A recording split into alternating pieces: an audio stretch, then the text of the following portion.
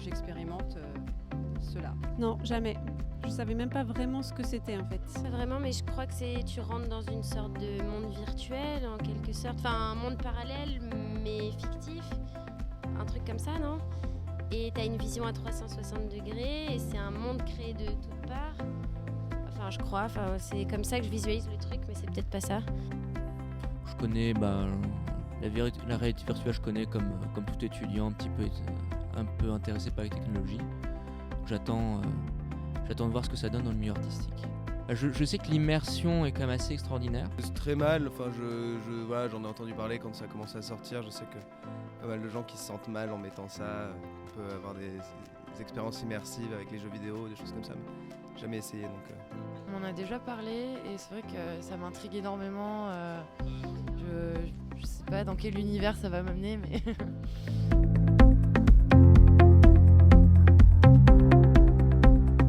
Pour moi, j'imagine que je vais vivre un rêve. Je me dis même que c'est une expérience qui peut devenir addictive. Parce qu'elle nous sort de cette réalité et on peut même construire une réalité parallèle du coup. J'imagine qu'en fait on est au lieu de voir un film, en fait on est un peu dans le film.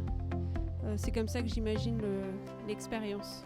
Je m'inquiète un petit peu l'éventuelle nausée ou je ne sais pas trop quoi, mais sinon découvrir un monde en 3D, je pense que ça va être assez extraordinaire. J'appréhende un peu le truc, mais je sais pas trop à quoi m'attendre vraiment. Non. En fait, j'ai déjà vu des vidéos sur YouTube, mais bon, on n'est pas immergé, mais où c'était en 360 degrés aussi. Et du coup, je sais pas, peut-être c'est une nouvelle forme de cinéma ou de voir l'image, je sais pas.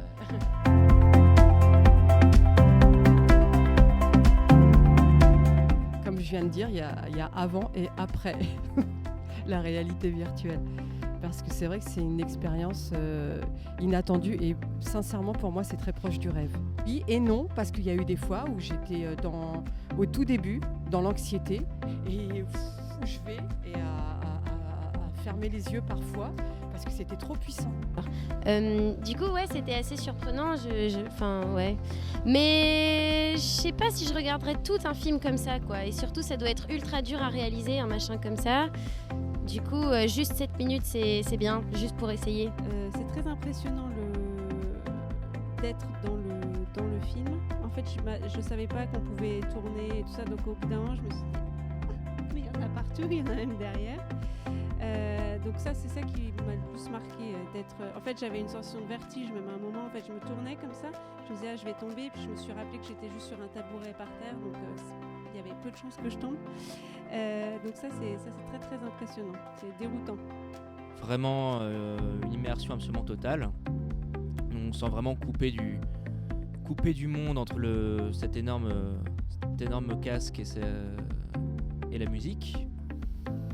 C'est génial au niveau de l'ambiance, tu te sens vraiment immergé dans la chose. Après, c'est vrai qu'il y a encore un peu des soucis de mise au point à certains endroits.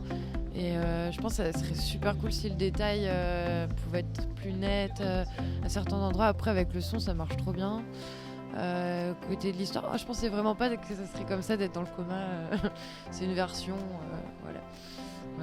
Et non, mais même quand on se retourne, on peut voir ce qu'il y a derrière. On a l'impression que son corps est immergé, mais en même temps, on voit pas. Quand je passe la main devant le masque, on voit rien.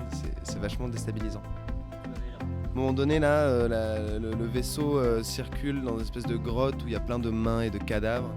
Et t'as l'impression que les mains vont te toucher, t'as envie de te décaler. Donc ouais, ça c'est un petit peu dérangeant. Je pense que si on couple ça avec un dispositif qui permettrait d'avoir des sensations physiques, là ça serait mortel, quoi.